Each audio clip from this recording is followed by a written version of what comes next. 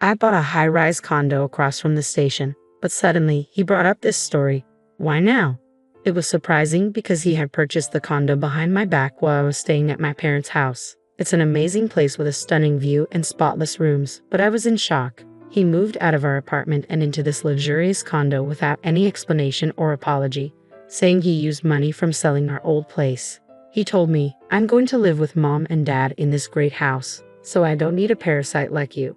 It was outrageous. He decided to live with his parents without consulting me and kicked me out. I was speechless, not knowing where to begin. My name is Sarah. I'm a 32-year-old housewife, 8 months pregnant, eagerly counting down the days until I meet my baby. My husband, Richard, is 35 and works for a major company. We've been married for 3 years, and I was thrilled to finally be pregnant after struggling to conceive. However, I was also terrified of childbirth. To ease my anxiety, I spent time at my in-laws' home. "Sarah, you're about to have a baby soon, huh? What's it like to become a mother?" Jane, Richard's brother's wife, asked me. Jane is the reason I visit my in-laws. She's a housewife and lives with them, and I've grown close to her. My mother-in-law had trouble with her legs 2 years ago, and Jane, who has caregiving experience, agreed to help. She's quite capable but is always there to assist. Her kindness impressed me, and as a more experienced mother, she helped ease my worries about childbirth. Now, with only a month left until my due date, I plan to stay at my parents' house to prepare for the birth. Although my belly felt heavy, I enjoyed shopping for the baby and imagining our new life. Spending time at my parents' home felt refreshing after a long while. 2 days past my due date, contractions started, and I tried reaching Richard, but he didn't answer. I was concerned he might be busy or in trouble. As my labor pains intensified, I focused solely on giving birth. Eventually, I welcomed a beautiful baby girl into the world. I cradled my beautiful baby girl for the first time, overwhelmed with happiness. Richard was supposed to be there for the birth, but he didn't show up at the hospital. I was too exhausted from labor to confront him directly, so I simply texted him to let him know I had given birth and then fell asleep. When I woke up, I heard someone calling my name. "Are you still asleep?" Richard's voice was grating. I blinked open my eyes to find him standing by my bed, with his parents in tow. He greeted me cheerfully. "My parents came. You have to appreciate them." I had specifically asked not to have visitors immediately after giving birth, so I was taken aback that he had brought his parents along without asking me. Irritated, I asked, "Why didn't you come yesterday?"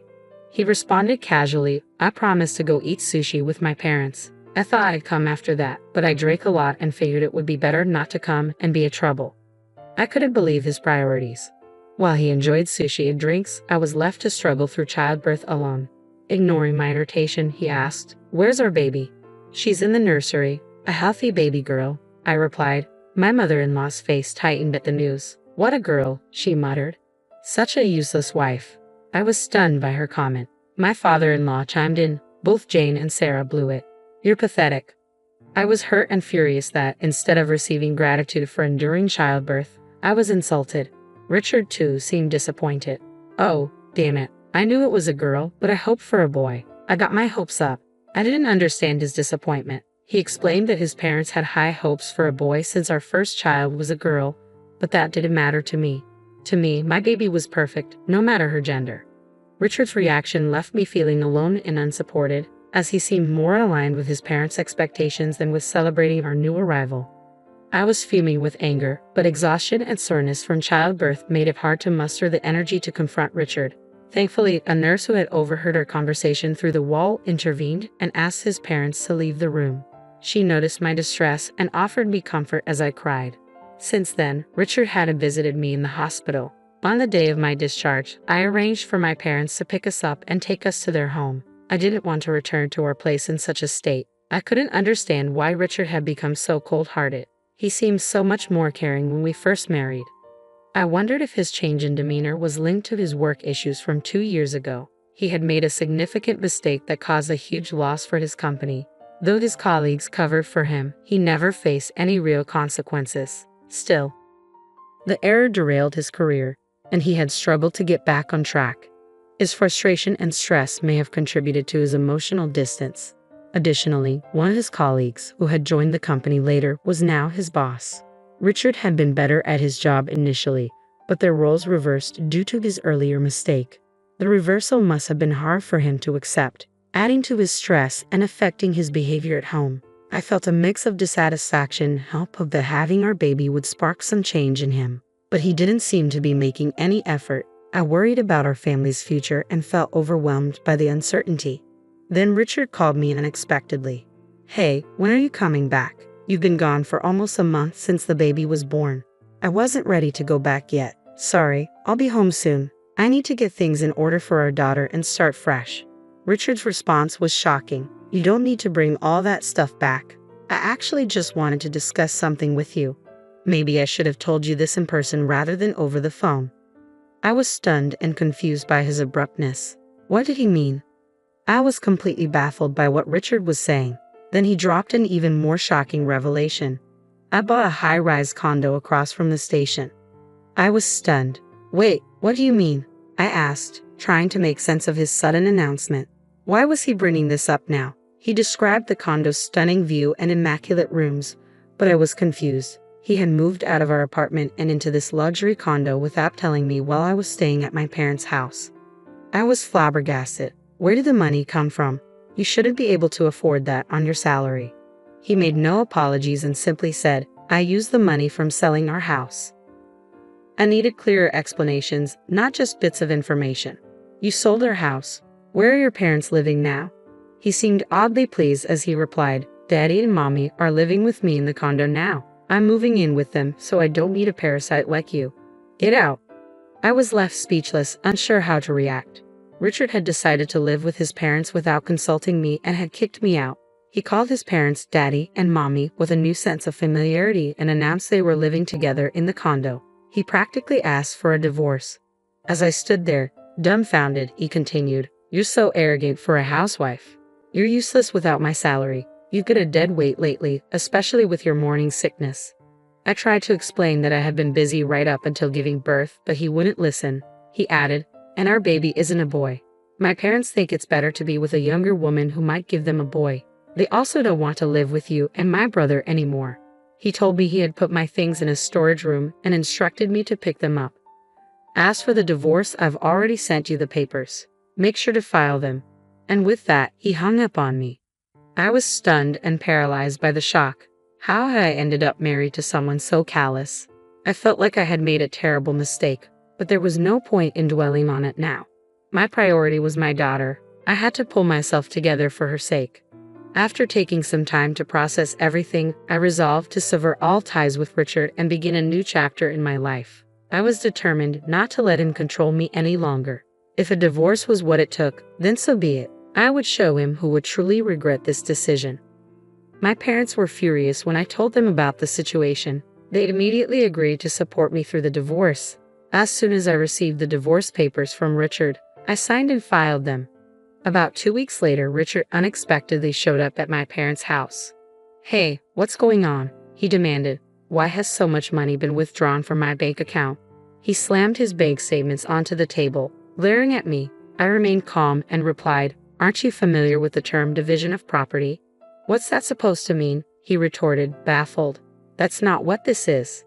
"The account in question is mine," I said firmly. "I'm not giving you a cent. I had previously deposited some money into your account, but it was shared property. I'm taking back what's rightfully mine." He was infuriated. "Why should I give you my money? You've forgotten that your salary went down because of your mistake at work.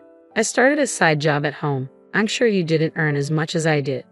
"Actually, I earned as much as you did," I countered. "And you're the one who wanted the divorce. This conversation is over." Richard was incredulous. "You've got to be kidding me. I don't believe this." My father, who had been silent until then, finally spoke up. "How about we take this to court?" "How dare you insult my daughter?" I couldn't help but feel a pang of sympathy for my daughter, who had endured so much because of Richard. "Get out of here, you bastard," I shouted. My father, a policeman, intimidated by Richard's menacing demeanor, made him flee from our house. That was the final end to our relationship, and the asset division issues were resolved. Since then, I've been focusing on raising my daughter at my parents' house. Adjusting to parenting has been a challenge, but she is an absolute joy. My life has taken on a new, happier rhythm with my adorable baby girl. A few months later, I started receiving persistent calls from an unknown number. Though I had ignored them initially, I decided to answer, thinking it might be my boss or colleagues. "Hello," I answered. "Hello, Sarah." It was Richard. "What do you want?" I asked sharply. "How are you doing?" he asked. "I don't really want to discuss that." "Can I hang up now?" "Wait, can you come back? I'm having trouble paying the mortgage on the condo. I might get kicked out." I wasn't surprised. "You're short on cash, aren't you?" "Yeah, I've used up all my savings. Daddy hurt his back and had to quit his job. Mommy brags about her life, but now she's always sick. I'm at my wit's end." I wasn't shocked by his predicament. With his salary, he likely couldn't manage the condo's mortgage. He must have relied on his savings, his father's salary, and a down payment. Now that his father couldn't work and his mother spent extravagantly, he was struggling to cover their expenses. It was no wonder he was in trouble. When I checked my bank balance, it was at zero. I was informed that if I didn't pay by next week, I would be evicted. "Please come back, Sarah. We used to care about each other." I laughed, finding his pleas almost amusing. "Give me a break. You just want to exploit me whenever you need something. You expect me to support you and act as your housekeeper." Richard fell silent, and I remembered how he had called me a parasite. Wouldn't I just be in the way? I retorted, recalling the hurtful words he had used before. I had something weighing on my mind. "What about Jane and your brother?" "They've already moved out and are living together now," he said. "He had a falling out with our parents when my brother told Dad to live more appropriately." My brother lost his temper and said, "I don't want to be told what to do by someone who's dependent on a woman who couldn't even give him a son." Usually calm, my brother blew up. He left the house saying, "I'll cut you off if you keep making fun of my wife." "I see. It sounds like he's a decent person. It's good to know he cares about Jane," I responded. "Please come back, Sarah." "Are you serious? Who would ever return to you? I'm fully occupied with taking care of my daughter. I can't deal with jerks like you." "By the way, calling your parents daddy and mommy at your age is pathetic," I added. "Don't say stuff like that. You can take our daughter here if you want." "Weren't you supposed to live with our daughter when you first asked me?" "Ah, well, oh, I see. You don't even remember. You had your daughter, didn't you? I would never take her to a father like you. Don't ever call me again. If you show up again, I'll call the police and my dad will make sure you get arrested." He made a pathetic sound, clearly recalling my dad's intimidating presence. I hung up and blocked him.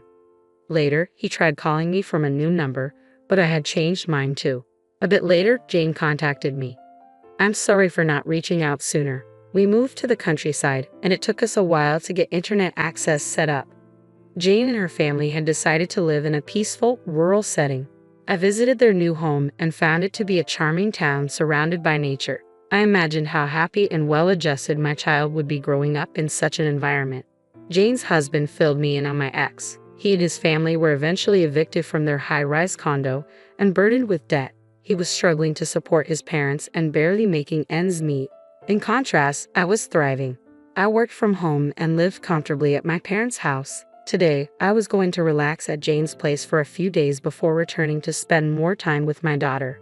Once my daughter was a bit older, I hoped we could move to the area and live near Jane. With that bright future in mind, I happily enjoyed my time.